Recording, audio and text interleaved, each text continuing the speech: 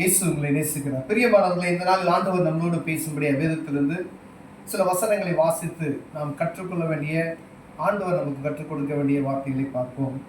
அது அப்போஸ்தலனாகிய பவுல் தீமோத்தேயுவுக்கு எழுதின 2ஆம் நிருபம் 1வது வசனம் 5வது வசனம், 1வது அதிகாரம் 5வது வசனம். அந்த விசுவாசம் முந்தி உன் பாட்டியாகிய லோவிசாலுக்குள்ளும் உன் தாயாகிய ஐனிக்கேயாளுக்குள்ளும் நிலைத்திருந்தது, அது உனக்குள்ளும் நிலைத்திருக்கிறது என்று நிச்சயித்திருக்கிறேன்.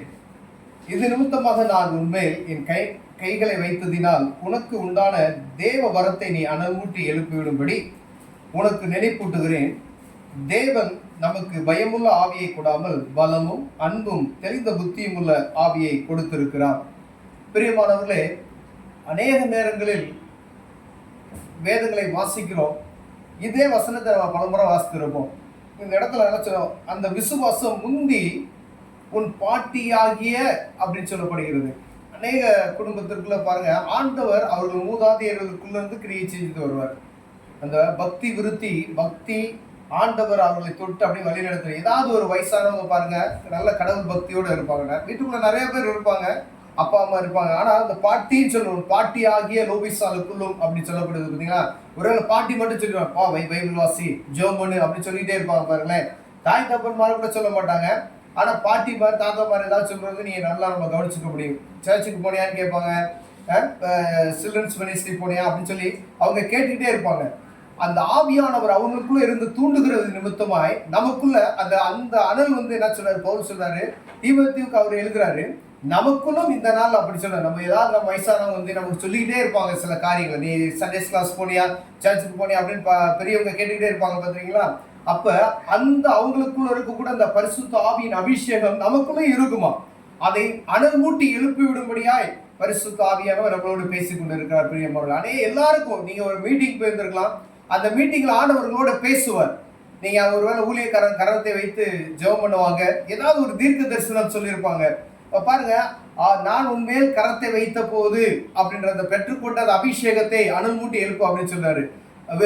அவருக்குள்ள இருந்த அபிஷேகத்தை அவர் சொல்லுகிறார். பரிசுத்த ஆவியானவர் ஒரு குறிப்பிட்ட ஊழியக்காரரை கொண்டு பவுல் தீமோத்தேயுவுக்கு சொன்னது போல நமக்கும் அநேக இடங்களுக்கு ஊழியத்தின் பதியா ஏதாவது சர்ச்சுக்கு போறோம், ஏதாவது மீட்டிங் போறோம், பப்ளிக் மீட்டிங், ஓப்பன் மீட்டிங் போறோம் பார்த்தீங்களா, அங்க ஆண்டவர் நம்ம மீது கரிசனை வைத்து யாராவது தொட்டு நமக்கு ஜெபம் பண்ணும்போது பரிசுத்த ஆவியானவர் நம்மளோடு இடைப்படுவார். ஆண்டவர் ஏதாவது ஒரு காரியத்தை சொல்வார். தீர்க்க தரிசனம் வர உங்களுக்கு கிடைக்கும், நீங்க ஜெபம் பண்ணுங்க, உங்களை ஆண்டவர் அழைக்கிறார், இப்படி ஏதாவது ஒரு காரியத்தை சொல்லுவாங்க. எல்லா நாட்களிலுமே ஆண்டவர் உன்னை உயர்த்துவார், ஆண்டவர் உன்னை மகிமைப்படுத்துவார். நீ வாளாக்காமல் தலையாகுவாய், கீழாகாமல் மேலாவாய் என்பது அர்த்தம் அல்ல. ஆண்டவர் எதற்காக பேசப்படுகிறாரோ, ஆண்டவருடைய சித்தம் எதுவோ, ஆண்டவருக்கு எது தேவையோ அதற்காகவே தீர்க்க தரிசனங்கள் சொல்லப்படுகிறது. பிரியமானவர்களே, சவுல் என்கிற ஒரு மனிதன் கழுதையை தேடி சென்ற பொழுது தீர்க்க தரிசனம் உரைக்கப்படுகிறதை நான் பார்த்திருக்கிறோம். அப்படி சொல்லக்கூடிய தீர்க்க தரிசனம் பாருங்க, சாமுவேல் தீர்க்கதரிசி அவரை பார்த்ததுமே தீர்க்க தரிசனம் சொல்றாரு.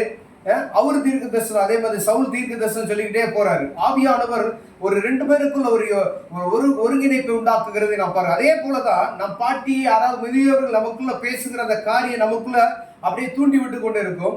நாம் எங்கேயாவது சபைக்கு இல்லை பிரேயருக்கு போகும் பொழுது பரிசுத்த ஆவியான் அங்க நம்ம மேல கரங்களை வைக்கும் பொழுது நமக்குள்ள அந்த அனல் மூட்டி எழுப்புவதற்கு ஆண்டவர் நமக்குள்ள ஊற்றி விட்டார். பரிசுத்த ஆவியானவர் அதை அனல் மூட்டி எழுப்புவதற்கு நாம் தான் பிரயாசப்பட வேண்டும். யாரோ சொல்லிட்டாங்க, ஏதோ ஒரு தீர்க்க தரிசனம் நமக்கு சொல்லிட்டாங்க அப்படி என்பதற்கு அல்ல, அதை நினைத்து ஒவ்வொரு நாளும் தேவ சமூகத்தில் நம்ம ஜெபம் அந்த காரியத்தை கர்த்தருக்கு முன்பதாய் தெரியப்படுத்தி நம்ம ஜெபம் செய்யும் பொழுது அதை அனல் மூட்டி எழுப்ப முடியும். அதை நம்ம ஆண்டவர் நம்ம வல்லமையை எடுத்து பயன்படுத்துவதற்கு உதவியா இருக்கும். அந்த காரியம் நம்மளை ஆண்டவரை எடுத்து பயன்படுத்துவதற்கு மிகவும் முக்கியமான காரியம் தான் இருக்கும். இது நிமித்தம் நான் உண்மையில் என் கைகளை வைத்ததினாலே உனக்கு உண்டான தேவ வரத்தை நீ அனல் மூட்டி எழுப்புவன்படி உனக்கு நினைப்பூட்டுகிறேன்னு சொல்றாரு. அப்போ உங்களுக்குள்ள இருக்கக்கூடிய அந்த தேவ வரத்தை, நீங்க ஊழியக்காரர் இருக்கலாம், விசுவாசியா இருக்கலாம், யாராவது உங்க மேல வைத்து கரம் வைத்து ஜெபம் பண்ணியிருக்கலாம், அவங்க சொல்லியிருப்பாங்க, ஆண்டவர் உங்களை அபிஷேகம் செய்கிறார், இப்படிப்பட்டதான வரங்களை நான் உங்களை அலங்கரிக்கிறான். அந்த வரங்களை குறித்ததான ஒரு ஆசை. ஏதாவது ஒரு பொருள் வாங்கினீங்க, கடைக்கு போறீங்க அப்படின்னு சொன்னா எவ்வளவு பாசமா இருக்கிறீங்களோ அந்த பாசம் எப்படி உங்களுக்கு அந்த அந்த உணர்வு வருதோ அதே போல நமக்குள்ள ஆவியானவர் அந்த உணர்த்துதலை உண்டாக்கும்படியே ஆண்டவர் விரும்புகிறார் பிரியமான. ஒருவேளை நம்ம இப்படிப்பட்டதான காரியத்தில் நாம இருப்போமே ஆனால் ஆண்டவர் நமக்குள்ள பேசக்கூடிய காரியத்தை அனல் மூட்டி எழுப்ப விடும்படியாய் ஆண்டவர் நமக்கு உதவி செய்வாராக. கண்களை மூடி ஜெபம் செய்வோம். அன்பின் தகப்பனே, இந்த அருமையான நாளுக்காய் ஸ்தோத்திரம் ஆண்டவரே. அப்பா, எங்களுக்கு எங்க முதியோர்கள், எங்க மூதாதையர்கள் ஆண்டவரை ஜெபித்து வந்த அந்த பிரேயர்கள், எங்களை அனல் மூட்டி எழுப்புவதற்கு அவங்க செய்த உதவிகள், அதை தொடர்ந்து ஆண்டவரை பரிசுத்த ஆவியின் அபிஷேகத்தை நாங்கள் பெற்றுக்கொண்டு இருக்கிற அநேக ஊழியர்கள் தீர்க்க தரிசனம் உரைத்திருக்கிறார்கள். அப்படிப்பட்டதான தீர்க்க தரிசனத்தை அசதியா எண்ணாதபடி அதை அனல் மூட்டி எழுப்புவதற்கு தேவ கிருபையும் தெய்வங்களுக்கு தரும்படியாய் இயேசுவின் நாமத்தில் ஜெபிக்கிறேன் ஜீவனில் நல்ல பிதாவே, ஆமென்.